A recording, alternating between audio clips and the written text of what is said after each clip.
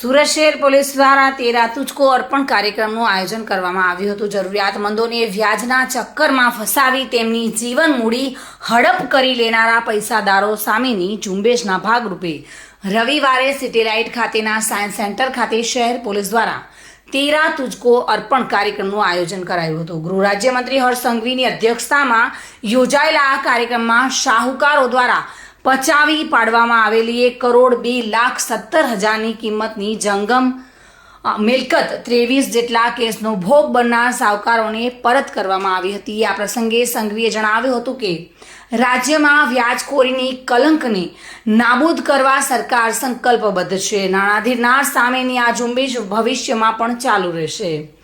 શહેરમાં ભાગીદારી દાદાગીરી માટે કોઈ સ્થાન નથી, તેની જગ્યાએ લાજપોર જેલમાં છે અને જો કોઈને પૈસા ધરનારથી પરેશાની હોય તો તેણે પોલીસનો સંપર્ક કરવો જોઈએ, તેમને સંપૂર્ણ મદદ કરવામાં આવશે।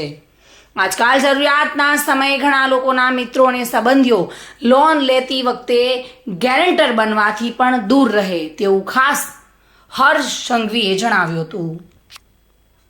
સુનિલ ગાંજાવાલા સાથે bureau report, today Gujarati news.